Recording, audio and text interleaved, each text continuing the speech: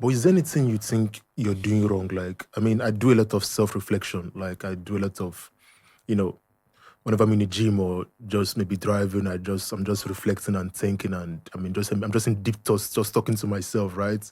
Trying to, I mean, when I was actually speaking to one of my closest friends, I was like, if I look back at 10 years ago, I'm like, we've really matured a lot and we've grown a lot. Like some things I did 10 years ago, or even 5 years ago, or even maybe last year, I wouldn't do them today.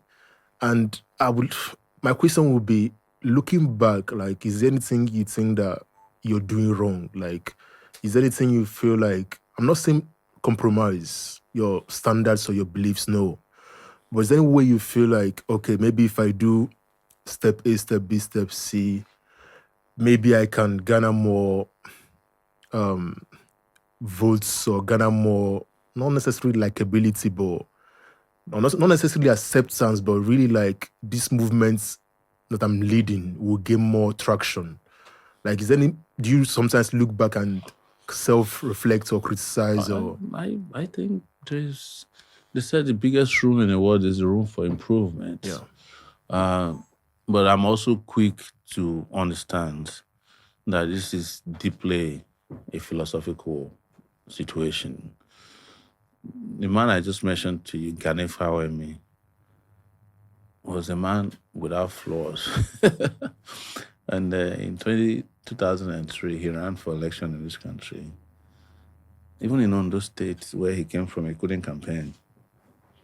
I remember then I was not in Nigeria, reading and weeping one day that they said Ghana's convoy was attacked by villagers because they had no money to give them. They're just like, get away, you this lousy man. We need money. Stop telling us that you will give us free education or free healthcare. That's a lie.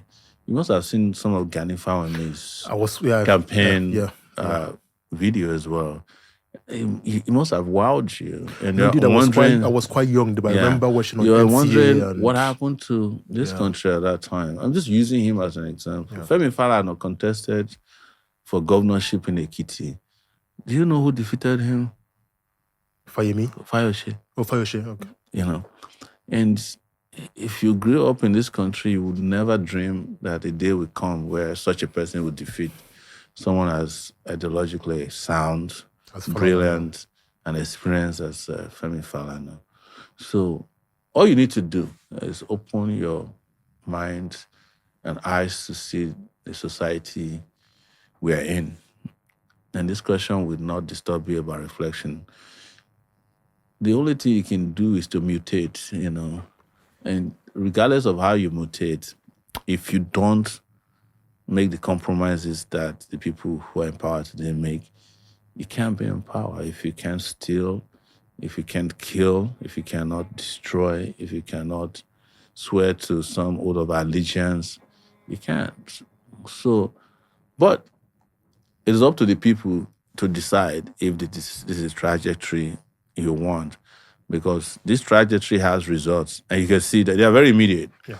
The moment you vote for the wrong people, your neighborhoods start to decay. Your hospitals start to disappear. Your schools start to degenerate.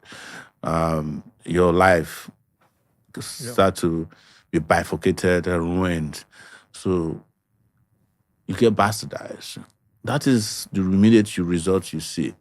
And so if I were to do all of the things anybody could reflect about pertaining to Nigeria's political system, I would have gone so round.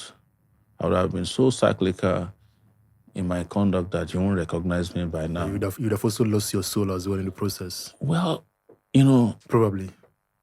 It doesn't matter to an average Nigerian politician. They don't have soul. That's true. Yeah, true. So they'll just tell you they can buy it if they have enough money.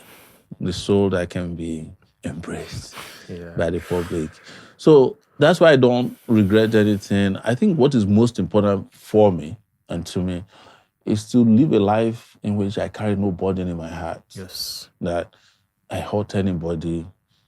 I can go to sleep peacefully. And go to sleep peacefully. And then you hope that they let you sleep peacefully. Because I really don't think that I can sleep peacefully fast. It doesn't. I don't have to do wrong to not be able to sleep peacefully. I have to consider my environment, and I can't sleep when I know all of the atrocities committed against people. So sometimes I'm vicariously carrying other people's burdens. Of course. Yeah. I mean, that's what a good leader should do, vicariously carry other people's burdens and responsibilities. So I do agree.